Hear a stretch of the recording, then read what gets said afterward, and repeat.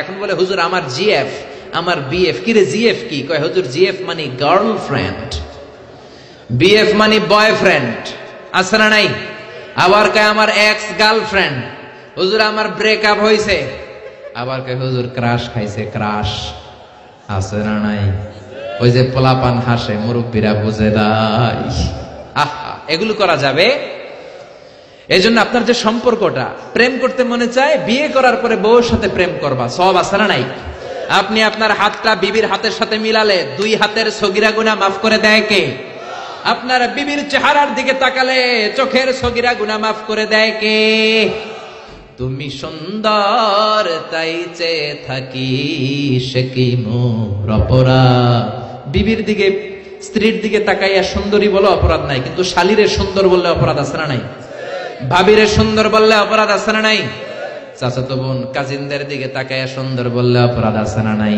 এজন্য your relationship should be হালাল। ছেলে মেয়েদেরকে আগে বিয়ে করায় দেন।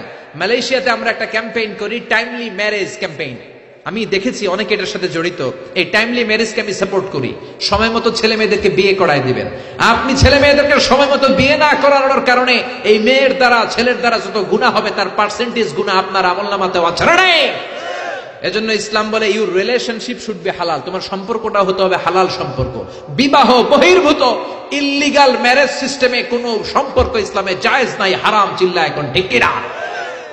এরপর ইসলাম বলে ইউর এন্টারটেইনমেন্ট শুড বি হালাল। আপনি যে বিনোদন নেবেন, ইসলাম বিনোদনেও বাধা দেয় না, তবে আপনার বিনোদনটা সুস্থ বিনোদন হতে হবে, আপনার বিনোদনটা হালাল বিনোদন হতে হবে। এখন টেলিভিশনের মধ্যে মেয়েদের রেসলিং খেলা আছে না নাই?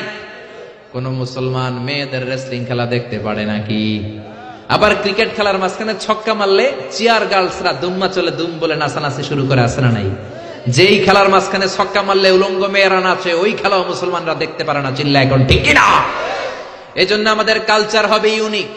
হারাম কোন ধরনের বিনোদন মুসলমান গ্রহণ করতে পারে না। মুসলমান গ্রহণ করবে হালাল বিনোদন। তার মানে ইউর ফুড শুড বি হালাল, ইউর ড্রিঙ্কস শুড বি হালাল, ইউর ইনকাম শুড বি হালাল, ইউর রিলেশনশিপ শুড বি হালাল, ইউর এন্টারটেইনমেন্ট, আপনার বিনোদন শুড বি হালাল। আমাদের পুরো জীবনের অঙ্গনটারে হালাল দিয়ে সাজাইতে হবে। রাজি আছে মুসলমান? কে কে রাজি? তো হাত উঁচু করে আমরা আল্লাহর দেখাই। আল্লাহ আমাদের হাতগুলোকে তুমি কবুল করে নাও, হারাম থেকে আমাদেরকে বাঁচাও, আমরা যেন হালাল খেয়ে মুস্তাজাবুদ দাওয়া হতে পারি, তুমি কবুল করে নাও।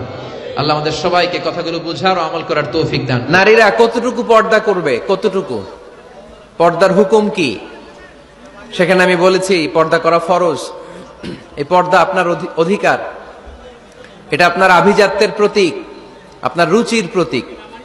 এটা বলে কতটুকু পর্দা, সেক্ষেত্রে আমি 2টা মত উল্লেখ করেছিলাম,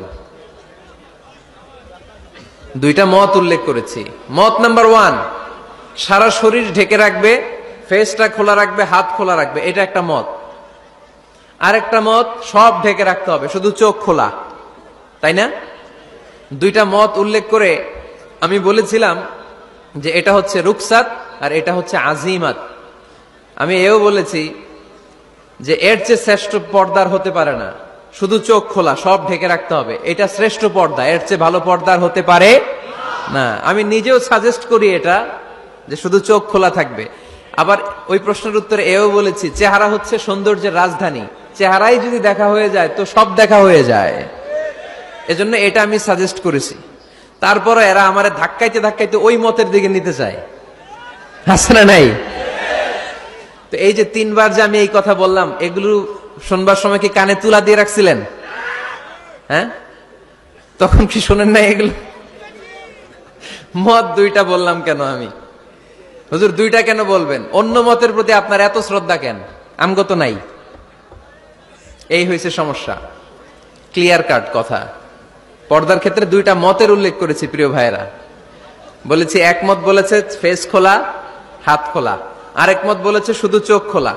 এবং আমি বলেছি এইটা শ্রেষ্ঠ পর্দা, এর চেয়ে ভালো পর্দা হয় না, বলছি না আমি?